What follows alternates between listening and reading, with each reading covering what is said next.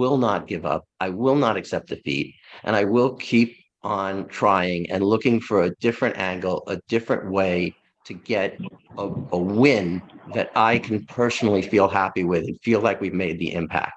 And that's these losses and going through all of these have taught me a lot of things. And I've come up with a lot of, as I said, a lot of ideas. And recently, I have one that I think is going to be a game changer. And it's 20 years in the making. So I want to talk about the problem first. And that problem is the crisis of waterborne disease. 1.8 billion people around the world drink contaminated water. About 40% of them live in Africa. 1.5 million people, 1.5 million children, excuse me, die each year as a result of waterborne disease. Waterborne disease accounts for 4% of the global disease burden. So what are the causes of these problems? There are basically two, but only one is really talked about very much. And that one is the lack of access to a clean water source, to clean water infrastructure. People drink from stagnant pools and contaminated springs and water holes, swamps, and the water is filthy. And it's something that we've at Lifeline have spent 20 years trying to deal with. 1.1 billion people lack access to clean water. As I mentioned earlier, we provided 300,000 with access. But get this, most of the time, water that is clean when sourced is unsafe when consumed. So people may collect clean water, but by the time they drink it in their homes, it is contaminated. And that is about 2/3 of the time, right? So we're spending all this money getting people clean water, but at the end of the day, the water that they're drinking is contaminated. $10 billion a year is spent in Africa every single year to try and create clean water infrastructure. But at the end of the day, the water people are drinking is still contaminated. There are a number of reasons for that, but the prime culprit is, next slide, please, the yellow jerry can. This is the container that villagers in Africa use to carry water. And as you can see, it has at the top a small entry point where you would fill the water and pour water out from this. Why is it that has that small opening there? You know, this is something that perplexed me for a long period of time, and then I found out the reason. There were studies that were done about 20, 30 years ago. And what those studies showed is that when you had a large opening in the jerry can, kids and people would put their dirty hands in it, and it would contaminate the jerry can. And so studies were done that showed that the water quality in containers that had smaller openings was actually better than the water quality in containers that had large openings. So they created a jerry can with smaller openings. But what is that? That is a two-edged sword. Because if the opening is so small that you can't put your hand in it and clean it, then it's going to stay dirty. What happens is that biofilm develops on the sides of the can, on the bottom of the cans, and that biofilm becomes a nesting ground for bacteria, for chloroforms, for E. coli. And so, as I said before, 2/3 of the time, more or less, water that is clean at the source is contaminated at the point of consumption because of the standard storage vessel, the standard vessel for transporting and storing water, which is the jerry can. So we have a little video that I'd like to show you, and then I'm going to tell you how we're going to address this problem going forward.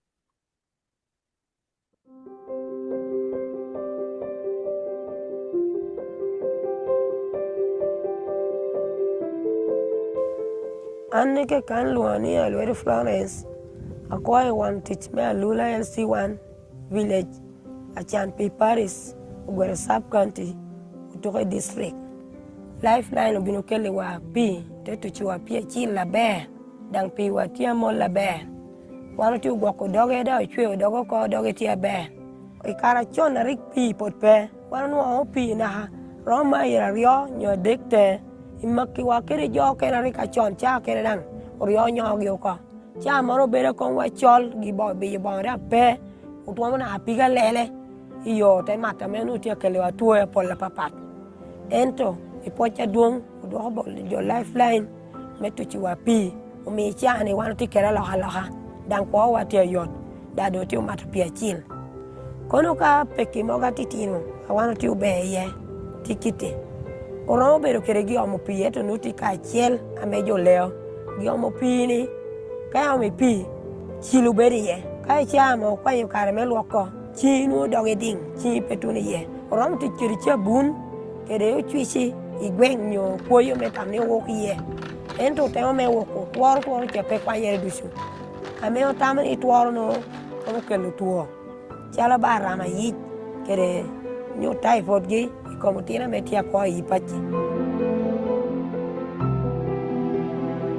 ame kwa swano tieni kita jo Lifeline tiu ticha ber megengo wai tuo papan mekelo wa pia chilcha kanu twere ka giromi wa jer kena ber me omo pia doge lacha me ochwalo chi wote loko ye chil uno ramo gengo tuo kene.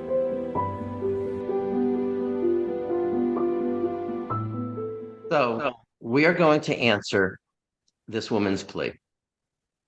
And in the process, we are hopefully, potentially going to create a game-changing solution for families, for people throughout sub-Saharan, not just in Uganda, but throughout sub-Saharan Africa and beyond. And that solution is right here.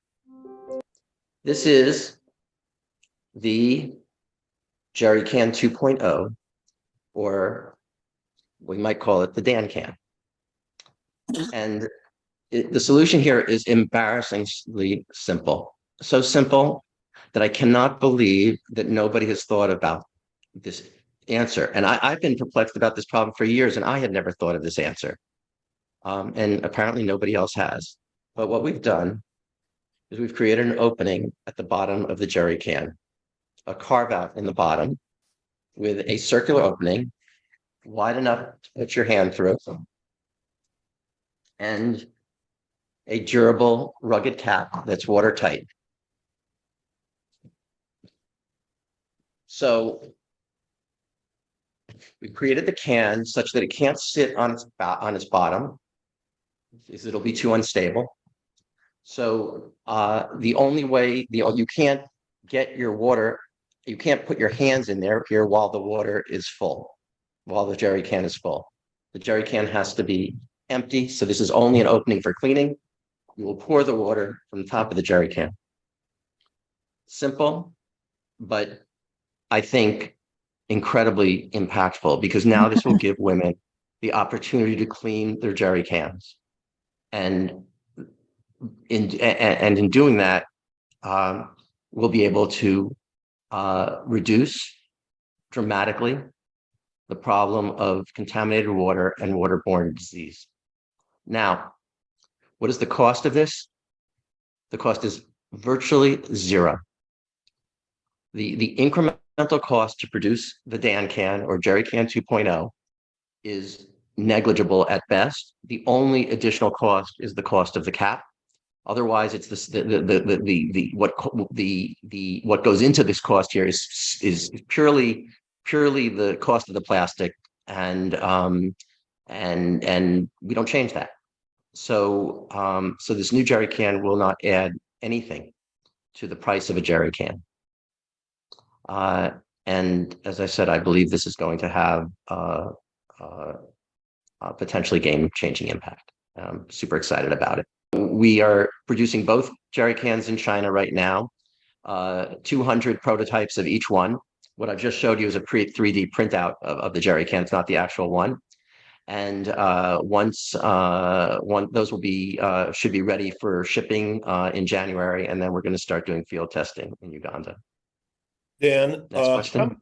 how much education will be needed to practically get everybody to understand and to like on a daily basis or whatever basis, the frequency to do the cleaning?